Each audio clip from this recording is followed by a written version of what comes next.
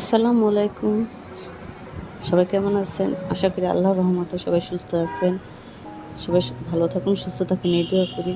তো আজকে বরাবর মতন আরেকটা ভিডিও নিয়ে হাজির হলাম সবার সাথে শেয়ার করব বলে। তো আমাদের বাড়িতে অনেক মেহমান আছে, তো আজকে সকালে নাস্তা দিয়ে ভিডিওটা শুরু করলাম। তো আমরা যেহেতু মানুষটা একটু বেশি ছিল, তো আমরা নিচে বসেই সবাই একসাথে নাস্তাটা করে নিলাম। দেখা যায় তো মানুষ টেবিলে হবে না, তো সকালের নাস্তা ছিল নেহারি আর রুটি। তো দুপুরে রান্নার জন্য আমি লাউ চিংড়ি নিয়ে নিছি, লাউ চিংড়ি রান্না করব আর সাথে গরু মাংস রান্না করব।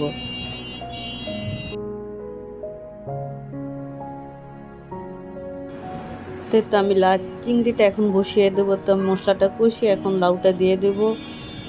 তো যারা আমার ভিডিওটা দেখতেছেন বা পরে দেখবেন, অবশ্যই অবশ্যই কেউ লাইক দিতে ভুলবেন না, আর ভিডিওটা অবশ্যই শেয়ার করে দিবেন।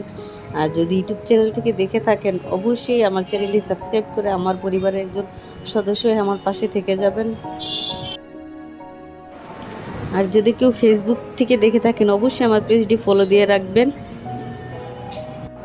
তো আমার লাউ চিংড়িটা হয়ে গেছে, এখন আমি ধনেপাতা দিয়ে লাউ চিংড়িটা নামিয়ে নেব।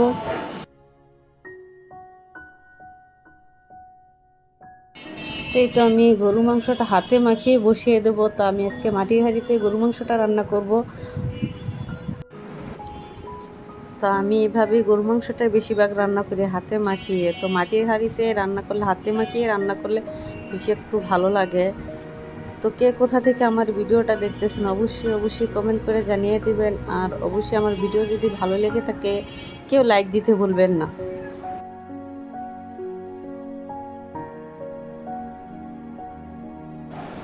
এই তো আমি মাংসের ভিতরে গোটা 2টা রসুন দিয়ে দিলাম, ঢাকনা দিয়ে ঢেকে মাংসটাকে কষিয়ে নিলাম। তো আমি কষানো হয়ে গেছে, এখন আমি আবার আলু দিয়ে দেব। আলু দিয়ে আবার মাংসটাকে একটু কষিয়ে নেব, কারণ বাচ্চা যেহেতু আছে ঘরে, আলু তো দেয়াই লাগে মাংসের ভিতরে, আলু ছাড়া চলেই না। তা আমি এখন আবার ঢাকনা দিয়ে একটু কষিয়ে নেব।